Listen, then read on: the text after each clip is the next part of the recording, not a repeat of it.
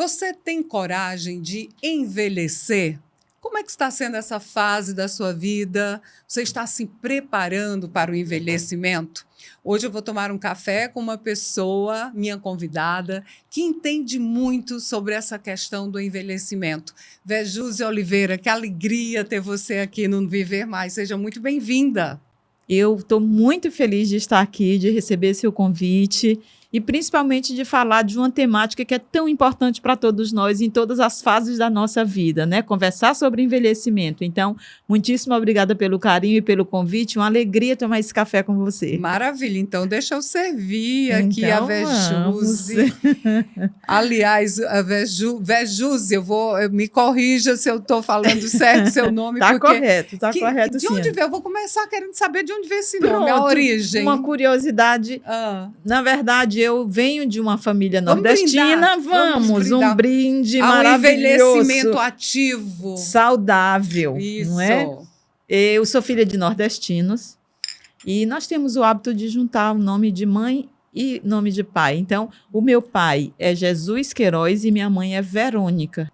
Então, eles juntaram Vejuse. Para não ficar o Vejuse no final, incluíram E. E ficou, então, Vejuse. Olha as histórias, né? E sim. Vejúzia Oliveira é assistente social, hoje é coordenadora das políticas da pessoa idosa do município. Vejúzia, quando foi que despertou em você se aprofundar nessa questão do envelhecimento? Foi uma grande paixão a partir da universidade, né? Na nossa formação de serviço social, à época, nós tínhamos um compromisso de fazer um estágio supervisionado nas demandas e nas áreas que o serviço social atuava. E eu tive a alegria de fazer um estágio no SESC, no Serviço Social do Comércio. E o SESC é uma entidade que é pioneira no trabalho com pessoas idosas. E eu tive uma alegria muito grande de estar lá como estagiária. Sim. E me encantei por essa temática lá. E lá comecei a viver e a entender o processo de envelhecimento ainda muito jovem. Eu tinha 20 e poucos anos quando cheguei no SESC. E compreendi como nós precisamos muito ainda conversar sobre envelhecimento com todas as idades, né? Para que a gente não se dê conta que a gente só envelhece quando faz 60 anos. Né? A gente precisa se dar conta que a gente envelhece um pouco todos os dias. E essa forma de envelhecer, a gente precisa ter no nosso controle. Exato. Nas nossas atitudes, né? Nas nossas vivências como cidadão de uma cidade, de um país, né? Todas as nossas escolhas, todas as nossas experiências vividas, elas vão construindo o envelhecimento. E para que ele para que esse envelhecimento seja saudável, a gente precisa ter consciência de cada passo que estamos dando em cada momento da vida.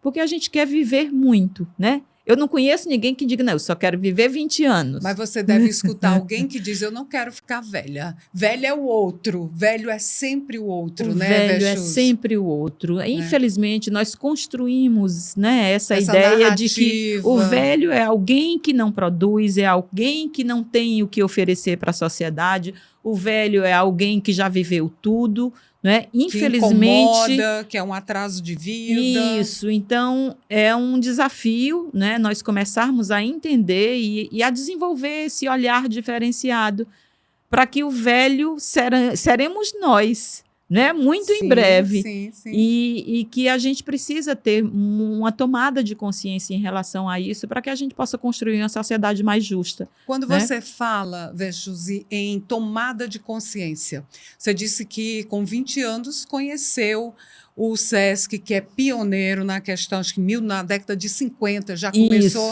a despertar. E nós começamos a falar do envelhecimento dos anos 80 para cá. Mudou? Qual é a tua percepção de mudança no que diz respeito àquela menina de 20 anos que estava lá e aqui hoje a mulher formada que está à frente de um órgão governamental? O que mudou na sua visão?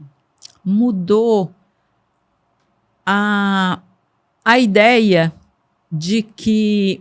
Primeiro, de que a velhice, que o velho era sempre o outro, né? A gente, quando é muito jovem, a gente sempre tem um olhar para a velhice como um momento de apenas colher frutos.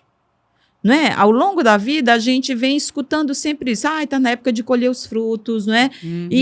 E a experiência que eu tive no SESC como uma jovem menina, né, convivendo, conversando, escutando as histórias de vida. O que o velho daquela época pensava? Será que pensa a mesma coisa de hoje? Não, nós temos um outro perfil de velhice. Sim. Né? Eu sempre comento muito isso, de que eu, quando cheguei no SESC, a maioria das senhoras, né, das mulheres, que sempre foi um número maior 40, de mulheres, 50, eram né? mulheres, na época o SESC atendia para o grupo de convivência de pessoas idosas, pessoas a partir de 50 anos, né? Uhum. Então nós tínhamos jovens mulheres, né, já intituladas como idosas, e a grande maioria delas chegavam até lá com uma certa culpa de estarem cuidando delas naquele momento.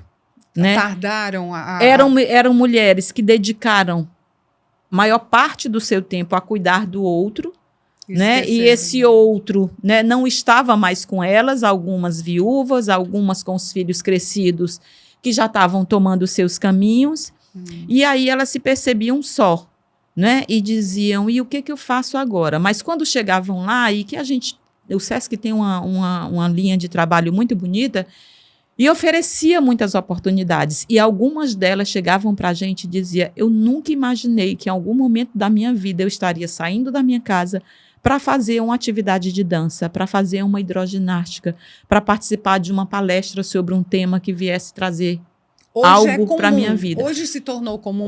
Hoje nós temos um grupo de pessoas 60 a mais com um olhar totalmente diferenciado. São pessoas que têm já uma consciência de que estar em um grupo de convivência é algo necessário para ela.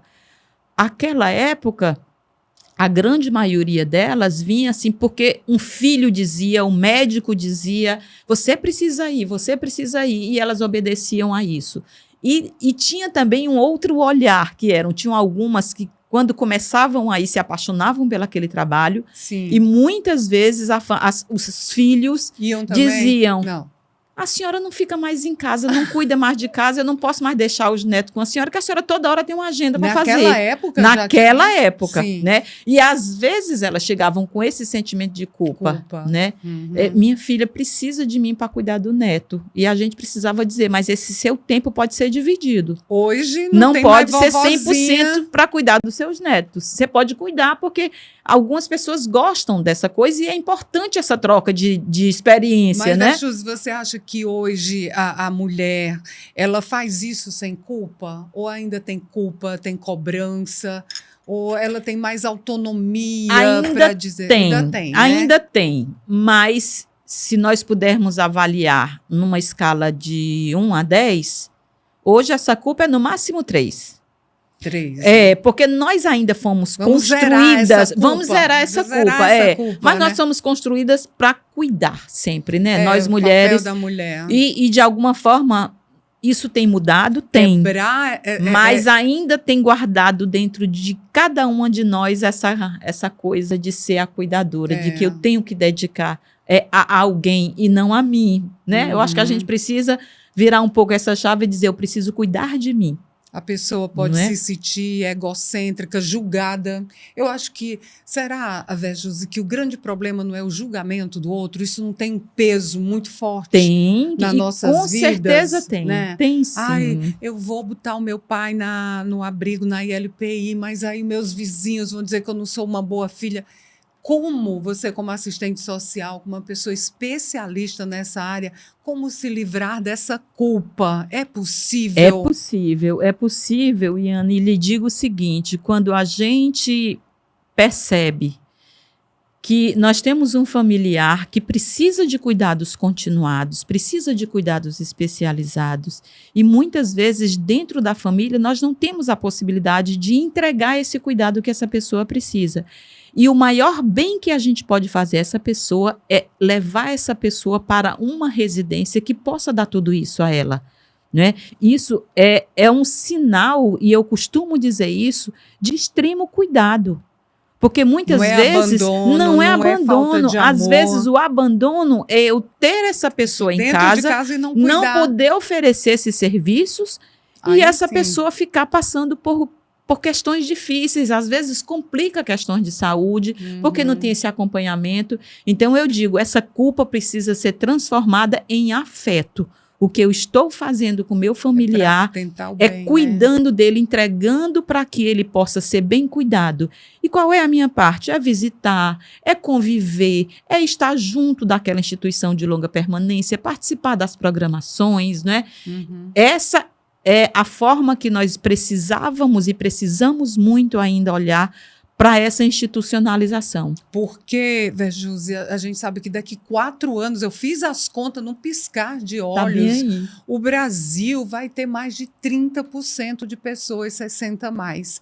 E o envelhecimento, ele não é só uma questão da família, é uma questão política também. Você que está nesse meio, está dirigindo um setor que é voltado para o olhar do político, ele mudou, já se pensa na pessoa idosa não como um ser inativo que não serve para nada. Estão sendo feitas, não só em nível de Ceará, mas de Brasil. Nós ainda não temos esse olhar...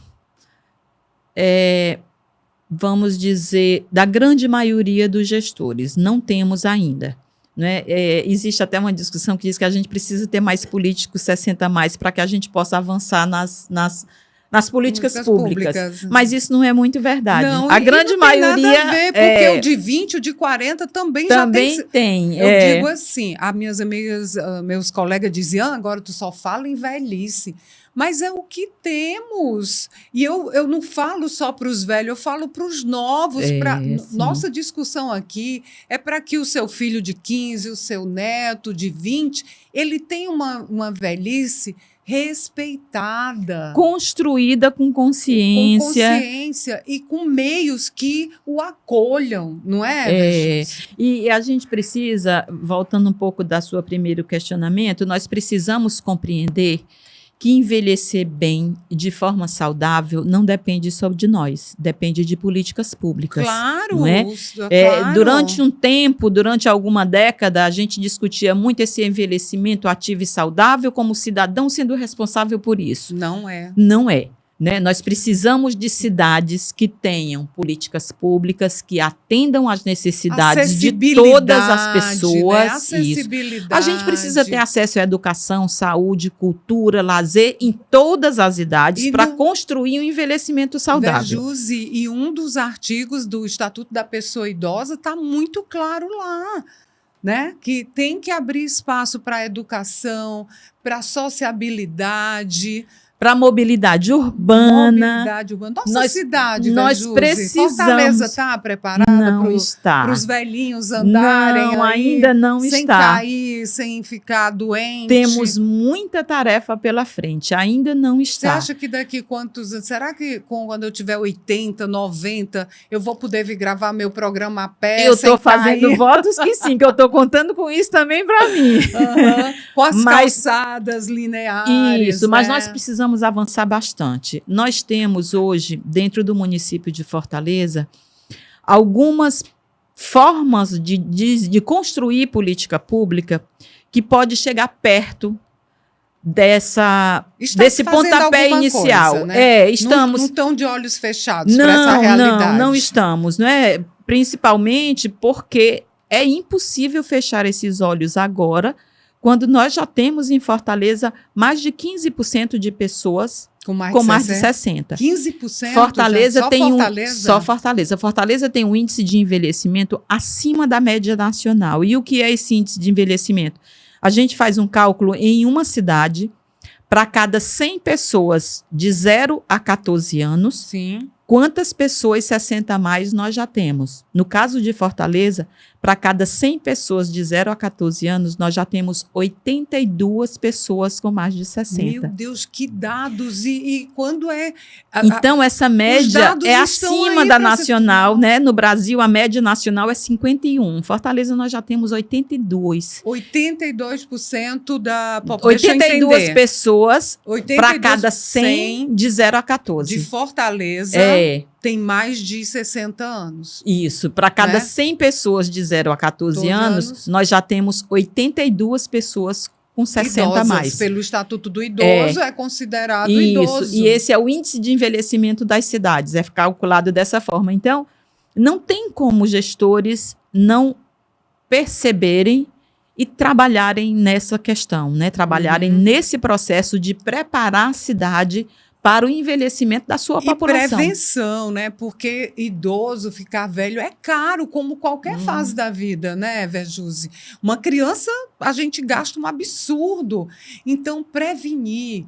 É possível cuidar que esses jovens de hoje cheguem à velhice sem estar hipertenso, sem ter problemas cardiovasculares. Para isso, investir em atividades físicas, né? Não é construir hospital, não, meu povo. É praça. E isso é uma discussão extremamente rica, Iana, que você traz, porque é muito comum em discussões de construção de políticas públicas a gente sempre dá prioridade em tentar resolver uma questão que já está posta, né? Não é? Mas o que a gente precisa fazer é evitar que essas questões cheguem aonde estão, né? Infelizmente, hoje a gente ainda tem esse olhar. Onde é que a gente mais investe na saúde? É lá no atendimento terciário, quando a gente devia investir mais na atenção primária. Para não chegar não precisar chegar lá. Então, hoje, nós temos tido dentro do município de Fortaleza uma ampliação de quê? Dos centros de referência de assistência social. É a porta de entrada da população mais vulnerável. Então, o que nós estamos fazendo em relação a esse olhar preventivo? É dando a oportunidade para que essas famílias acessem os programas sociais, acessem os grupos de fortalecimento de vínculos nos seus territórios. Então, isso precisa ser visto. A gente não tem como que entender que ter uma política pública para a pessoa idosa é fazer ILPI e fazer hospital. Não é. É oferecer no território condições para que aquelas pessoas possam ter uma vida dinâmica. Elas possam oportunidade de trabalho. Tem possam muita ter gente oportunidade. Que tá elas possam passear no seu bairro. Elas possam ir para uma praça que está revitalizada e que hoje tem um ponto de apoio de segurança cidadã, que ela possa circular naquela praça, caminhar naquela praça com segurança. Isso é preparar uma cidade para todas as idades e cuidar do envelhecimento daquela cidade. Então, Fortaleza, nós temos trabalhado muito nesse olhar preventivo e também no olhar mais de governança, né? Fortaleza, nós conseguimos constituir no final do ano passado, em outubro, uma rede municipal de proteção da pessoa idosa. Fortaleza foi considerada a capital amiga da idosa em alguma dessas Este ano, no final do ano passado, a Secretaria Nacional promoveu e está convidando novamente, porque houve uma mudança naquelas cidades amigáveis da pessoa idosa, né? Que agora são cidades e territórios. E é muito provável que agora, eu estive em Brasília há uns dias fazendo um trabalho. Estivemos juntos lá. Disse que você esteve lá. Então, a Secretaria Nacional da Pessoa Idosa, para além, nós constituímos aqui a Rede Municipal de Direitos da Pessoa Idosa, uma rede que inclui o Sistema de Garantia de Direitos, universidades, organizações da sociedade civil, como a SBGG, a Abras, com as secretarias municipais, para que a gente possa ter uma rede de proteção da pessoa idosa. Hoje o critério, as exigências são essas. Nós estamos atendendo, construindo fluxo. E aí, a Secretaria Nacional, em Brasília, também agora, no dia 11, constituiu a Rede Nacional de Direitos da Pessoa Idosa. E nos convidou, como Fortaleza, para que a gente apresentasse nossa experiência lá, como fizemos essa construção, como foi a sensibilização das organizações. E isso foi muito interessante, porque é uma experiência de execução em um município, né, em uma capital, né, que nós não tínhamos em nenhuma capital ainda. Sim. Porque, e o mais interessante é que a proposta das redes de direitos da pessoa idosa e de proteção é uma demanda da primeira Conferência Nacional de 2006. Meu Deus, da ONU. Se passaram 20 anos. Eu não estou te dizendo que você começou a falar então, tem sido uma experiência boa. E aí, em Brasília, na Secretaria Nacional, estamos estudando uma nova configuração das cidades amigáveis à pessoa idosa, cidades e territórios. Então, certamente, ontem nós estivemos, inclusive o secretário nacional estava aqui, e tivemos uma reunião, e que nós iremos, muito em breve, receber o convite da Secretaria Nacional para que as cidades se inscrevam e a gente comece a caminhar dentro daqueles passos que são necessários, né? É bom porque isso gera um compromisso. Um compromisso, sabe? é um compromisso, muito com bom. certeza. E torcendo para que Fortaleza seja uma referência. Hoje eu estava lendo, a melhor cidade para se envelhecer no Brasil é Santos, em São Paulo. Isso, né? Porque tem uma acessibilidade adequada, e uma cidadezinha no sul também, tem do Sudeste, que é Santos, e agora eu não lembro. Então, por que a gente não partir na frente, né, Com certeza. E tem tudo, porque a nossa vice-prefeita Gabriela Aguiar é uma geriatra, né, e que ela tenha esse olhar, e que os novos gestores permaneçam com o que está sendo feito. Não, eu sou desse partido, não vou mais fazer o que o outro fez. É tratar de pessoas. Sim. Né? Nós não precisamos. Pode ter partido nessas horas. Não podemos. Nós precisamos de gestores que tenham essa sensibilidade e que entendam esse processo de envelhecimento, e que as cidades precisam estar preparadas. E realmente Fortaleza tem tido esse olhar, né? Eu tive a alegria de ser convidada para estar nesse lugar. Já é por tantos anos de militância, né? E isso tem sido muito interessante, porque a gente não constrói uma cidade somente com o olhar do gestor municipal. A construção de uma cidade preparada para as pessoas que envelhecem depende de uma comunidade. Depende dos movimentos sociais, depende das universidades, né? E isso a gente precisa fazer muito, e isso tem sido uma dinâmica muito, muito rica do município de Fortaleza, né? Maravilha! Então, nós temos boas expectativas que a gente consiga dar alguns passos em Fortaleza. Sem dúvida nenhuma. E claro que a gente torce, eu quero envelhecer numa cidade que me acolha. Com né? certeza. Não só eu, mas todo mundo. Você é assistente social, a sua rotina é nesse meio. Como é que você está se preparando? O que é que você vai ser quando envelhecer, hein, Vejuse? Eu quero ser essa Vejuse, com toda essa bagagem de vida que tive, as oportunidades que tive de conviver com pessoas idosas, me trouxeram muitos aprendizados, Ana. Eu sempre digo que os meus anos, até os 35 anos, eu tinha muita convivência com muitas pessoas idosas. E eu digo sem nenhum medo de errar. Hoje eu tenho uma história de vida de mais de 70 ou 80 anos. Da grandeza que foi a minha possibilidade de conviver com pessoas idosas ainda jovens. Porque a gente aprende que nem tudo a gente precisa levar a sério demais. A gente aprende que em qualquer momento da vida a gente pode construir algo novo. A idade não é limitante. A idade não é limitante, e isso é importante, inclusive para quem ainda é muito jovem, porque às vezes a gente fica acreditando que a idade de brincar passou, né? Que a idade, nada passa na nossa vida, né? E hoje esse meu olhar, tanto profissional como assistente social, que tem um trabalho voltado para as questões do envelhecimento, passa por este olhar e por essa boa experiência que eu tive de conviver com pessoas idosas. Perfeito. De aprender com essas histórias de vida. Eu acho que isso é a maior riqueza de uma pessoa. Então vamos ouvir as histórias. Por isso a importância de investirmos em ações intergeracionais. A gente não precisa criar paredes de isolar idades, de isolar faixas etárias. A gente precisa construir juntos. Eu acho que a intergeracionalidade é o nosso caminho para que a gente possa ter um envelhecimento digno, com respeito, com cuidado, com atenção, com carinho, com afeto, com direitos.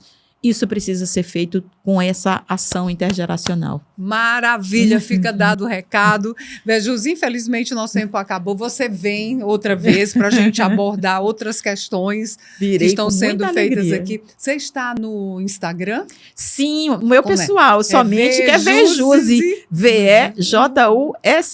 Só assim, Bem facinho, a única, não tem nenhum outro. Nós também estamos, olha, terminou aqui meu bate-papo com a Vejuse, você vai lá no meu canal no YouTube, Viver Mais com Ian Gomes, assiste de novo, repassa, me segue aí no Instagram, Ian Gomes, jornalista. Vejuse, uma alegria, vamos brindar, botar mais um cafezinho Vamos, aqui, o nosso brinde para o nosso café. Essa conversa realmente foi, parece que o café acabou não. Mas tem aqui, olha, para a gente fazer o... Vê se você abre Vamos aqui. nesse segredo, aqui tem um segredo, ó, tá aqui o segredo, pronto. Ai, eu tenho que aprender. Qual é o segredo? Vou já lhe dizer. Tá, não, eu só digo o segredo no próximo convite, quando eu vier novamente, pronto. Um brinde vai ao ficar assim. Ativo e com respeito. Com respeito e dignidade. Viver Mais fica por aqui, até o nosso próximo encontro, combinado?